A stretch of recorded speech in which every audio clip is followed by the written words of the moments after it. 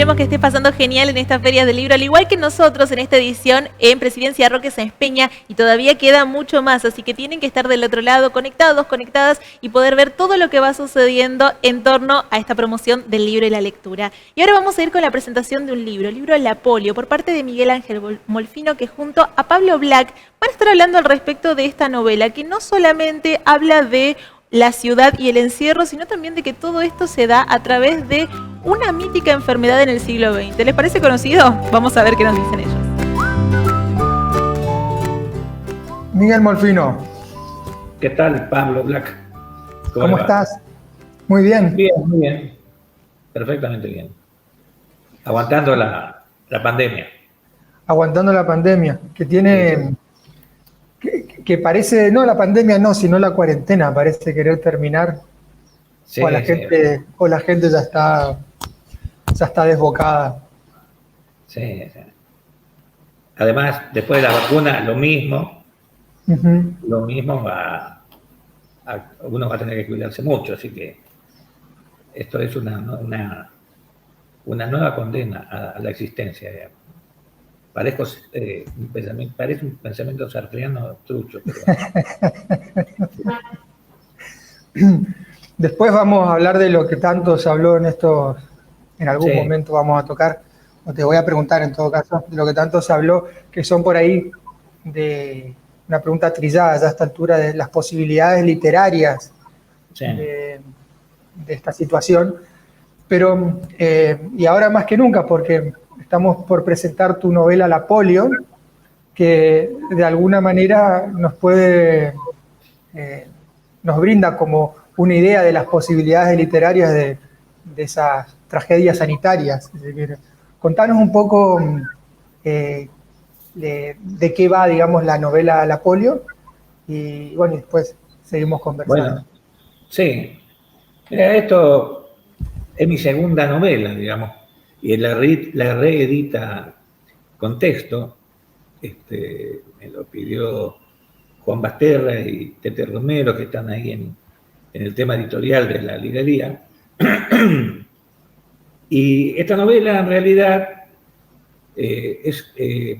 forma parte, digamos, de uno de mis grandes miedos de la infancia, porque yo tenía 5 o 6 años cuando fue la tremenda epidemia de poliomielitis en Buenos Aires. Creo que fue en todo el país, pero yo la viví en Buenos Aires. Yo vivía en Buenos Aires con mi familia.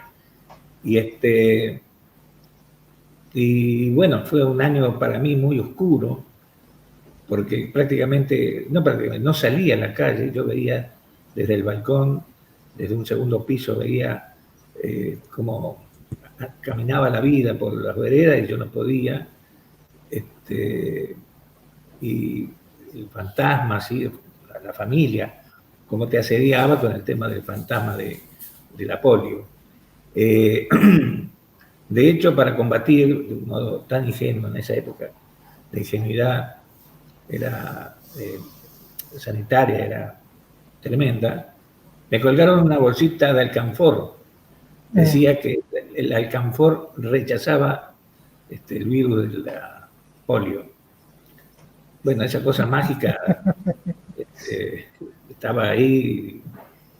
Habían pintado los cordones de blanco, habían blanqueado los cordones, los troncos de los árboles. ¿Y eso por qué? ¿Para qué servía? Para que no se difunda la polio. Era todo un folclore, un pensamiento mágico en relación a la cura, ¿no? Había una maestra que iba a darme las clases a mi casa, ¿viste? En ese aislamiento, yo no voy a decir sufrí mucho, sino que me sentí muy extraño, ¿no? Muy extraño y extrañado. Bueno, a partir de eso yo me pongo la idea hace años de escribir una novela con un asesino serial. Yo escribo novelas negras, novelas policiales, con un asesino serial que se dedica a matar pibes después de destruirle las piernas, como una forma simbólica de representar los daños de la polio o los estragos que la polio hizo en él, digamos, ¿no? De hecho, el asesino digamos, fue afectado por la polio, y se apoda la polio porque suelen los asesinos seriales ponerse, digamos, un mote, un seudónimo. El asesino, el estrangulador de Boston, el hijo de Sam, etc., ¿no? Bueno, este era la polio. El cuadro dramático, digamos, se compone de la polio y su cazador, que es un busca recompensas, todo esto es en pleno siglo XX. Un caza recompensas que se dedica a rastrear secuestros. Y ha sido secuestrado el hijo de un magnate, y en esa tarea, en ese encargo de tarea empieza la novela. El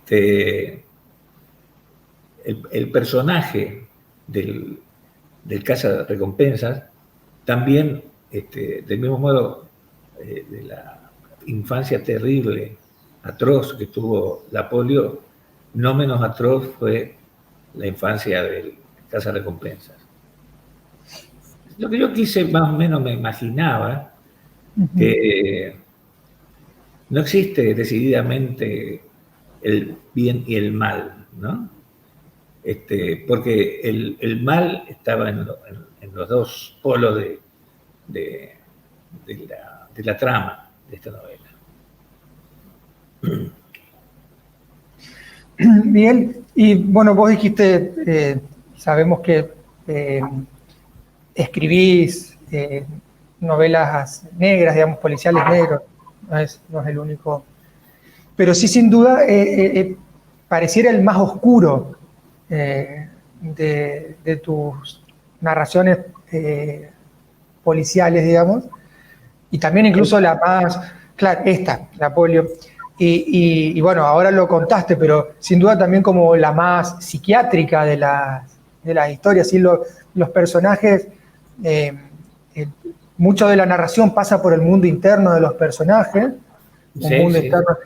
Incluso por ahí después el paisaje en el que transcurre el paisaje, en un sentido amplio, le digo, también como muchas veces da la sensación que son proyecciones de la oscuridad de los personajes. Y bueno, y en realidad, esto medio que lo afirmo yo, digamos, no parece tanto una pregunta. Lo que te quería preguntar es que para eso como que tuviste que echar mano de recursos y de recursos formales y literarios que también parecieran ser como numerosos en la historia, ¿no? En el libro. ¿A qué te referís exactamente? Y bueno, viste que hay como mucho monólogo interior, ¿no es cierto? Bueno, eso, que nos cuente un poco de qué manera, si hubo un trabajo particular en torno a cuestiones así formales. Mirá, yo siempre he sido atraído por historias de asesinos seriales, ¿no? Tengo una debilidad por los asesinos seriales, por estudiarlos, por leer su biografía, su actividad carnicera, etcétera, ¿no? Bueno, y de todo eso, digamos, de haber leído, se forma esa bruma de pensamientos, qué sé yo, que pueden tener los personajes, y así fueron filtrándose muchas cosas, sin que sean exactamente eso, sino se parecían mucho al universo de los asesinos seriales reales. Sí, es cierto, es una oscuridad tremenda, es como que nunca amanecen en Sí. la novela, en la polio. Y incluso hay las rubias son oscuras, y aparecen personajes que son, que por supuesto, el lector no va, digamos, en ningún momento les aclaro, estos personajes son personajes mentales de los protagonistas, o si existen en verdad, ¿no? Otra de las cosas que yo tuve, otro de los componentes de la trama fue el cine de David Lynch, ¿no? Para buscar esos personajes, esas escenas que parecen no tener nada que ver con lo central, pero sí lo tienen, ¿no? Uno no sabe si esos personajes son producto de la locura o existen en ese lugar que se llama la Dorila. Hablando de la Dorila es el escenario, la ciudad donde va a parar la polio y donde lo va a buscar el cazarrecompensas, ¿no? La Dorila no existe. El nombre de la Dorila lo saqué de una infancia, de mi infancia, que era una estancia que estaba cerca de Basail, creo. Y me gustó siempre ese nombre como una población. Está cerca de Barranquera, bueno, por supuesto una geografía mítica. Bueno, y en ese sentido la aparición de estas alucinaciones, que no son alucinaciones para mí, la gente lo ve, ven eso, son como recursos de extrañamiento para el lector, ¿no? Para que el lector reaccione y no se quede en la trama de la búsqueda de un asesino. Luego hablabas del espacio de la ficción, digamos, donde en el caso de la Dorila es como que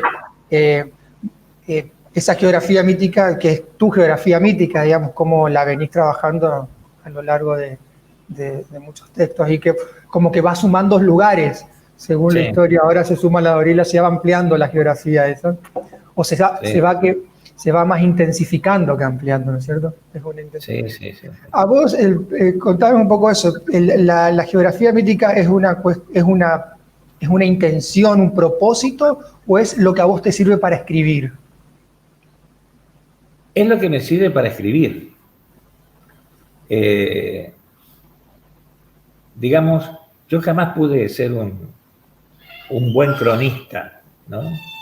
Porque me agarra una impaciencia tremenda por tratar de contar todo lo que estoy viendo, y eso no es bueno para un cronista, digamos, ¿no? Lo mismo me pasa con la literatura. Yo no sé por qué necesito todos los espacios fantásticos, personajes al borde de lo inverosímil, el tipo de temporada, digamos, que se sitúa la acción, si son el verano, el otoño, etc. Todo eso para mí funciona como lenguaje, ¿no? Los climas también son lenguaje. Pero es algo absolutamente buscado, ¿no? Y donde yo me siento muy cómodo, porque yo no tengo que pensar, por ejemplo, paralela a la calle Monteagudo, ¿qué calle? Pues yo no conozco mucho Resistencia, sé llegar a todos lados, pero no sé las calles. Entonces, para evitarme ese problema que está más ligado a la guía Peus, a la guía Filcar, ¿no? Me quité eso encima y yo hago mi propia cartografía, ¿no? Y sé por dónde ir entonces. ¿Cómo la pasaste? Bueno, con Monstruos Perfectos vos me habías contado varias veces que la pasaste bien escribiéndola, te divertiste. Sí. ¿Cómo la pasaste con esta, que es la novela que le siguió? Y yo la pasé bien. porque incursionaba en personajes, eran novedosos para mí, los escenarios, ¿no? Y bueno, las escenas tan tremendas que tiene la novela, digo, por lo sangrienta a veces, era la primera vez que lo podía hacer y tratar de dominar esa violencia, ¿no? Es como, practiqué mucho, digamos, porque es como cuando Hemingway decía, un escritor tiene, si se pelean dos marineros a trompadas, se tiene que leer que son dos marineros que se pelean a trompadas y no que son unas palabras que se están agarrando a trompadas, ¿no? Y es lo que quería hacer, ¿no? Ese tipo de materialización, bueno, puesto en las palabras. Puesto en las palabras. ¿Por qué la fascinación, por qué crees vos la fascinación por los asesinos seriales? Mira, se parece mucho a los milagros, porque los asesinos seriales suspenden la lógica. Los milagros es una suspensión de la lógica. La lógica dice que un hombre, si camina sobre un río, se hunde y se ahoga, si no sabe nada.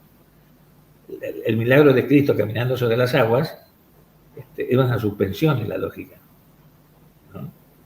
Es una suspensión de la lógica también, por lo menos la que la mayoría de gente tiene es la lógica, cuando se introduce la lógica del criminal, del asesino serial, ¿no?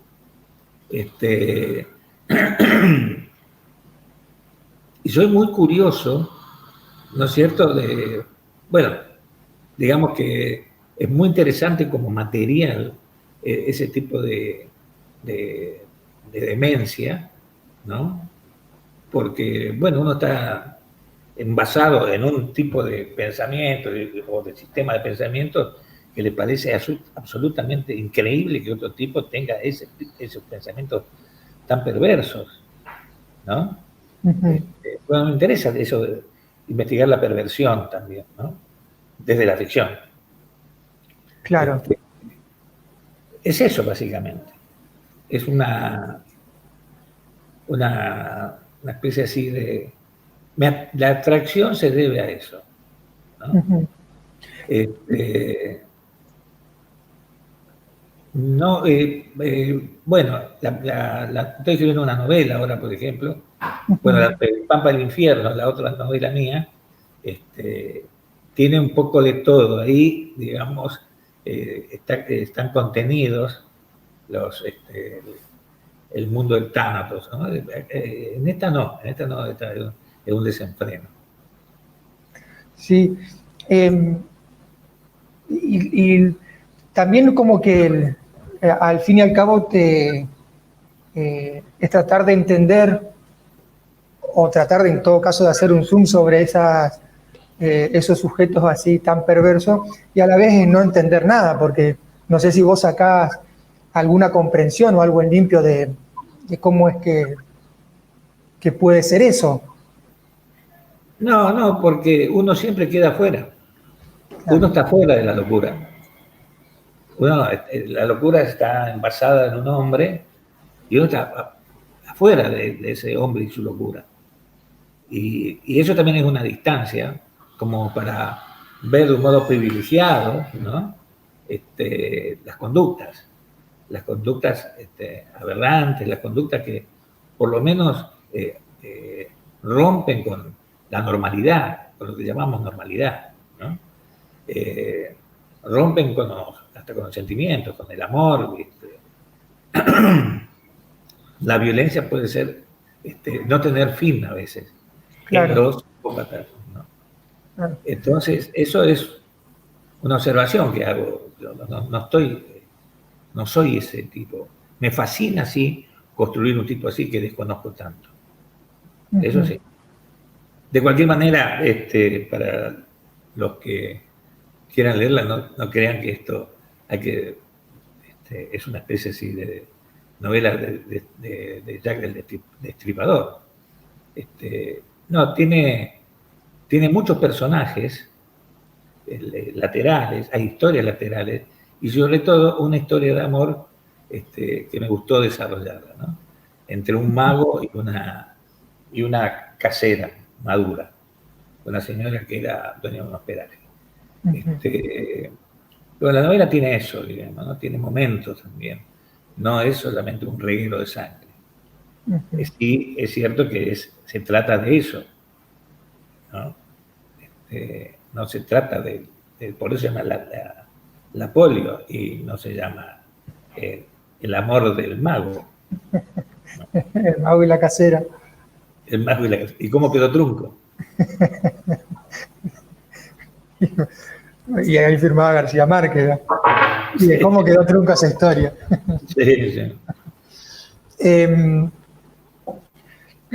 Hay una... la novela se iba a llamar de otra forma antes, ¿no? Hablando del título. Sí. Sí, se iba a llamar El ojo de la mosca. Que era un título que me debía, porque yo hace años atrás, ya por los 80, principios de los 80, había terminado una novela que se llamaba La hora, El ojo de la mosca. Y cuando terminé, la releí, la quemé, literalmente la quemé porque me pareció espantosa. Pero me quedó el título. Ajá. Entonces lo voy a explicar acá. Y se explica por la última escena de la novela. Se explicaría El ojo de la mosca. Pero el editor de Buenos Aires me dijo, no, ¿por qué no le pones la polio, que tiene más gancho que El ojo de la mosca? Y bueno, dice, sí, va la polio. ¿No? Pero efectivamente, primero fue El ojo de la mosca. O sea, ¿todavía te falta escribir El ojo de la mosca? Sí, todavía me falta escribir El ojo de la mosca. Pero es algo que estoy usando mucho, la escenita de la mosca parándose en una nariz de un tipo que agoniza. Es un lindo jeite repetirlo, que me gusta, ¿no? Bueno, ¿y cómo imaginás que puede ser una novela, una historia, digamos, que sea secuela del COVID?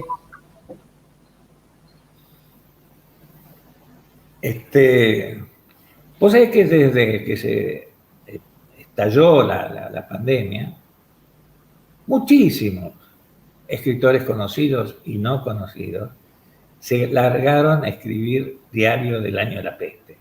¿No?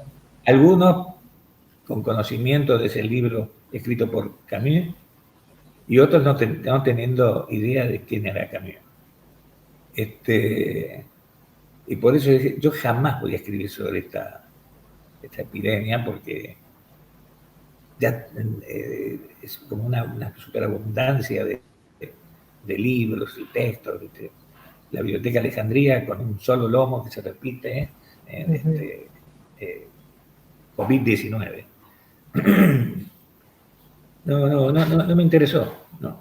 Ni siquiera garabateé nada. Yo estaba decidido a no. Cuando saltaron los primeros, algunos empezaron a escribir en el día 1 de la peste, ¿no? Anotaciones, ¿no? Entonces dije, no. Y si yo tuviera que escribir algo,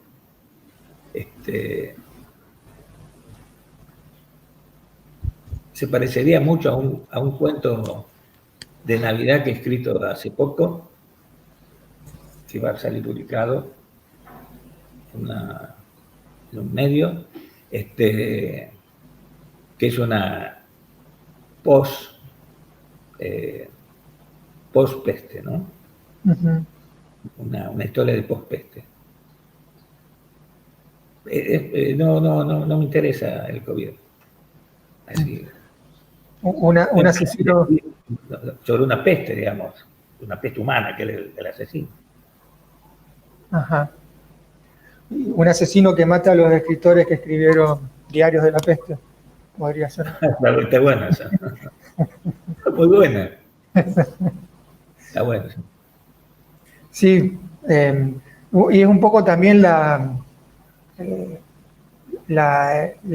náusea que genera toda esta situación, que, ¿cierto? Y que encima se quiera escribir sobre la situación en el momento en que está sucediendo, es como Sí. demasiado. Sí, Sí, demasiado. Es como, qué sé yo. Es demasiado. sí, Es demasiado. Ah, y otra cosa. Bueno, esta es la tapa del libro. ¿La ves? sí, levantar un poquito más. Ahí está, Ahí ahí está. se ve bien. Sí, ahí se ve bien. De la edición de la colección La Tierra sin Mal, de contexto. Pero además viene con un bonus track. Y No, no sé. Ah, colorín colorado, tu vida se ha terminado. ah, ese es el que Que publica. Contá eso, sí. sí, que es un cuento que hacía el 2011, creo que fue, una escritora española, catalana, Cristina Fallarás, convocó a un montón de escritores amigos, entre ellos a mí, para que escribiéramos un cuento de niños, clásico, pero adaptado al mundo adulto. Y en el reparto me tocó la Caperucita Roja. Y bueno, yo escribí la Caperucita Roja como una víctima de la ESMA. O sea, es la historia de Caperucita, pero en la ESMA, ¿no? Ese texto también está como bonus track en la novela esta, que ya estuvo como bonus track en el libro que ustedes editaron, Pablo. Bueno, En el mismo viejo ruido. el mismo viejo ruido, ¿no? Sí, lo agregamos ahí. Sí, sí. Ahí está. Y es de lo poco que vos pudiste escribir de ficción, digamos, en Sí. relación a la represión, al golpe, todo eso. Sí, sí. Tengo dos cuentos. Uno es este y el otro es un Dorma, que es un aria de Verdi, que transcurre en la ESMA, pero protagonizada por un oficial de la Marina y una prisionera. Son los dos temas que pude escribir y sigo sin poder escribir sobre esa época. Cada tanto me siento con ganas de avanzar, qué sé yo, sobre todo el tema del secuestro y muerte, digamos, de mi mamá, digamos. Pero no puedo. Se me manca la pluma. Así que bueno, esa es mi relación que tengo con literatura, dictadura, que yo no la puedo resolver. Así de simple. ¿Y hay algún escritor que te parece que haya podido, digamos, donde se pueda plantear una situación comparable a la tuya y que haya podido resolver o avanzar literariamente, así con esto? Sí.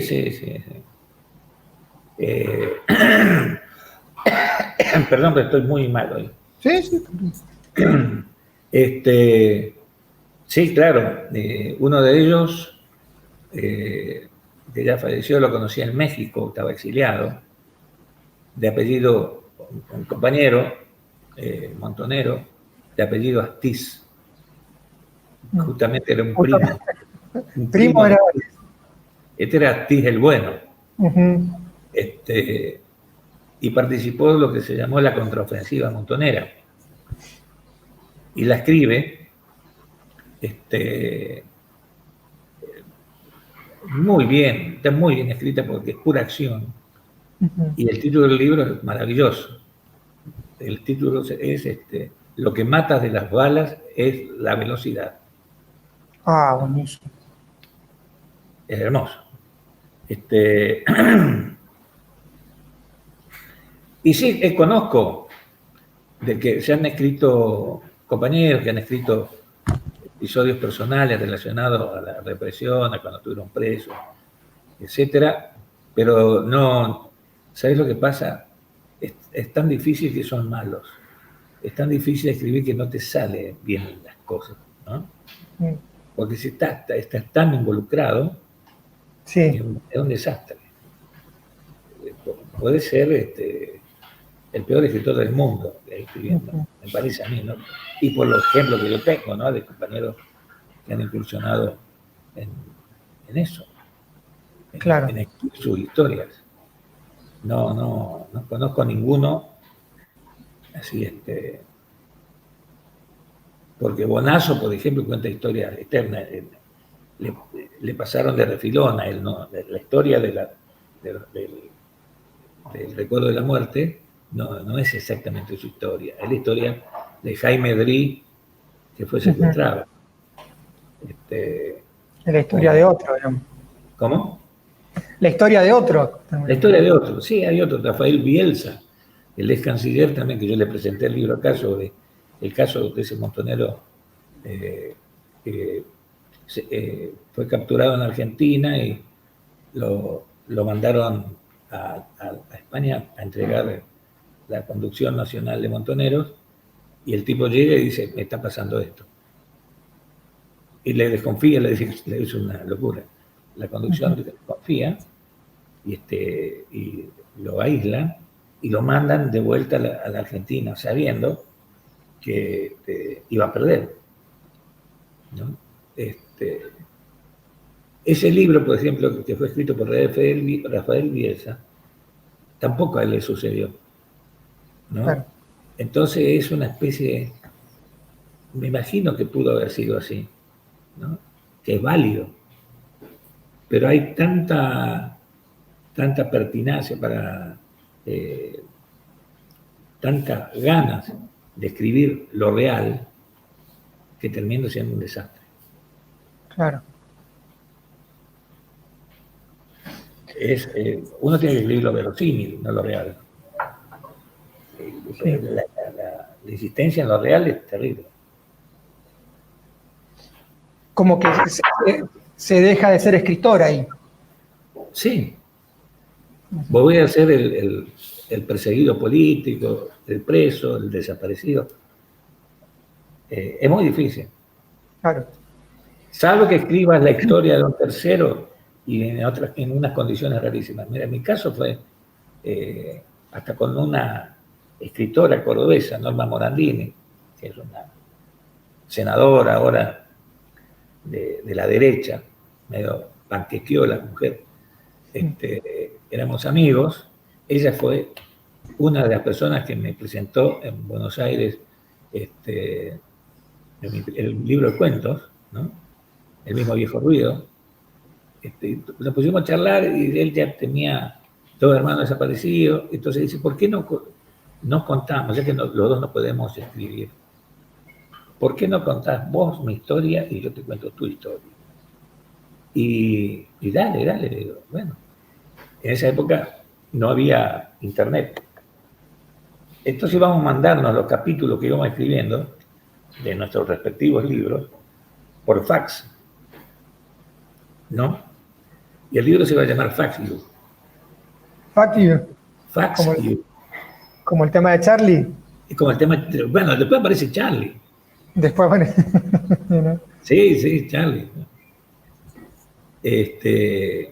Y jamás salió nada. Le hablaba por teléfono, no puedo, yo no puedo tampoco. Es una maldición. Sí. Y también, no sé, a la vez que no por ahí tenés esto que no podés escribir sobre eso, no debe ser sencillo tampoco la decisión de darle la historia a alguien más. Contá la voz, digamos, como... Sí, porque sí, es exactamente lo que decís. Yo tengo todo un dossier así, de hojas, no exagero, recolectadas por mis hermanos en el exilio, qué sé yo, y a posteriori, del caso de mamá. Y yo pensé en dárselo a alguien para que lo escriba. Pero va a ser el momento de... No, mamá no era tan así, ¿eh? Porque obviamente claro, la persona esa va a crear una señora de Molfino distinta, porque no la conoció. Claro. Entonces tampoco sirve. Claro. Por lo menos para mí. ¿No? Claro. Y bueno, ya quedó, simplemente es un espectro de la historia reciente, ¿no? Suficiente con eso. Tiene una esquina acá en Resistencia, cada tanto se la menciona. Y eso es todos los textos que hay sobre ella, ¿no?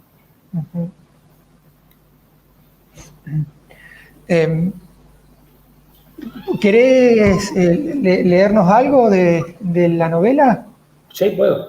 ¿Te parece? Buenísimo.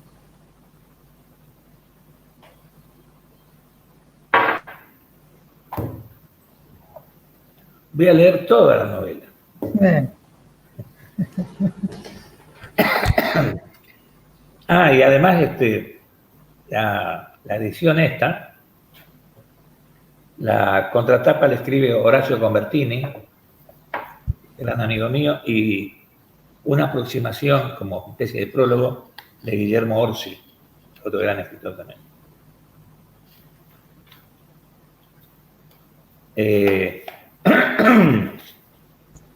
El capítulo 1. Bien. La primera mujer que vio desnuda fue su madre. Estaba parada en el balcón de la casa del doctor Sue con un gin tonic en la mano. La luz de la mañana caía como una leche malva sobre la carne blanca. Tenía 11 años. Era muy temprano y llevaba puesto el guardapolvo escolar. Se le veía la pechera manchada de barro. Para ingresar, había saltado la valla de ligustros, llevaba pantalones cortos y las ramitas le habían rayado las piernas, y como había lloviznado durante casi toda la noche, el césped era un lodazal. Y del portafolio de loneta verde que colgaba de su mano goteaba una mugre tibia. La primavera había llegado y en el aire soplaba un suave olor a cebada. La tormenta se había disipado y de una manera calma y enmudecida, la mañana se iba apoderando de las ruinas de la noche y exhibía un cielo limpio, apenas tajeado por una estela blanca, como si recién lo hubiera cruzado un jet. Estaba en el jardín junto a dos fresnos y bajo sus sombras tempranas la temperatura era más fresca. Más allá, donde todavía la luz era frágil, por encima de los techos, susurrantes, se levantaban las copas de los árboles blanquecinos como huesos. Podía casi oír bajo los pies el temblor de su cuerpo aplastando el pasto mojado y barroso. Temblaba, su respiración temblaba. Se había llegado hasta allí para ver si ese día su madre se dignaba llevarlo a la escuela. Cuando visitaba al doctor Sue, ella se olvidaba de él, a veces por 2 o 3 días. La madre sonrió y agitó el vaso como si parecía flotar entre las cortinas de voile que se inflaban con el viento. El niño advirtió por primera vez que su madre podía dedicar su corazón a otros y que su madre poseía también un cuerpo debajo de sus vestidos y de su rostro, que todos lo consideraban bellísimo, y aunque no se detuvo en detalle en ese cuerpo, una ceguera momentánea le blanqueó los ojos, ni tampoco trató de guardarlo en su memoria para no recordarlo jamás, lo intuyó redondeado y desvalido y deseoso. La turbación lo mareó. Fue como, de pronto, el mundo se sincerara e hiciera estallar un látigo sobre su espalda y lo llevara a despertar a una pena parecida al desamparo. La entrevió, la imaginó abrazada al doctor Sue. y se marchó llevando en el pecho una piedra de rabia, celos y excitación.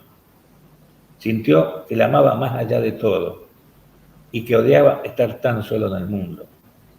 No se lo desearía ni a un perro. Hasta ahí. Oh, bueno. Qué principio, ¿eh? Qué inicio. ¿Te gusta? Buenísimo está.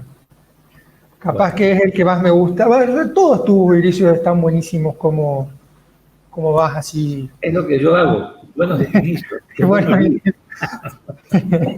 no, pero de las novelas, El diablo. Pampa del Infierno también, bueno, ni hablar, Monstruos Perfectos, digamos que tiene ese inicio así medio cenital, Sí. toda la descripción del lugar, y también el de Pampa del Infierno, también con la descripción de un escenario precioso. Sí. Bueno, ¿y cuándo tenemos la próxima novela de Molfino? Y mirá, ahí va remando, Molfino, ahí va remando. Y mirá, bajó a 14, fíjate, vos tenías 19 capítulos y bajó a 14. Eso te da una idea de la deforestación que se vive en mi escritorio. Sí, porque empecé a corregirla y bueno, pero estoy en eso y además estoy escribiendo cuentos. Como ahora tengo mucho tiempo, el famoso tiempo deseado para escribir.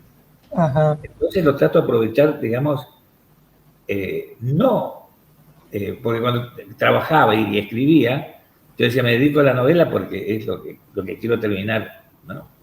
Pero yo la novela la trabajo más que nada a la mañana y en la tarde hago cuentos, ¿no? Y bueno, yo te lo comenté a vos, tengo tantos cuentos que abruma ver si hubiera un índice de la cantidad de cuentos. Que en algún momento voy a reunirlos para publicarlos. Sí. Como cuentos casi completos. Y bueno, vamos a ver. Pero la novela, te digo, la estoy haciendo mucha relojería, ¿no? Le pongo el cochito acá. Y es eso, ¿no? Yo calculo que en un año va a estar. Pero, claro, y tenemos también el de cuentos. Además, viste, yo muchas veces te hinché para... A mí me gustó mucho los libros extraños que armaste vos. Extraños en el sentido no convencionales. De hecho, uno se llamó Un libro raro. Sí. Que son mezclas de poemas, narraciones breves, algunos que incluso tienen como una especie de dejo ensayístico. Y que yo sé que de eso tenés mucho material para armar. Sí, sí. Mientras tanto podemos ir armando uno de esos y de cuentos. Sí, lo que dijimos. Uh-huh. A raíz de cómo armó Juan Forn claro. su libro, ¿no? Sí. Perfecto. Sí, lo vamos a hacer. Bueno, Miguel. Me parece que, como debe ser, esta es la parte que a mí no me gusta, mostrar el libro de uno. Ajá. Este es el libro que se está presentando en la Feria del Libro de General San Martín. ¿No?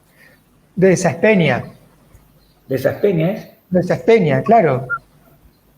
Bueno, esto queda también para General San Martín. Este es el libro que se va a presentar en la Feria del Libro de Saspeña. Tenés 2 finales para usarlo en las distintas ferias. Viste que no sé si es cierto, pero hay como un proyecto de trasladar las capitales, a ciertas capitales, y una es trasladar la capital del Chaco a Saspeña. Qué locura. Así que... Mirá vos. Yo les puedo vender Estero del Muerto. Hay una linda zona para edificar una capital. Bueno, Miguel. Así quedamos. Un gustazo como siempre. Gracias a vos, Pablo. Te mando un abrazo grande. Un abrazo y abrazo a toda la gente de la feria y a la gente, obviamente, de la editorial.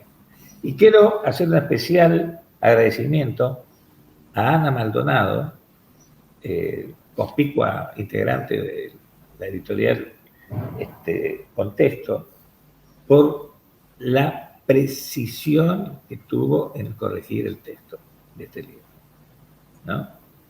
Así que bueno, especial agradecimiento a Ana. Muchas gracias. Hasta luego.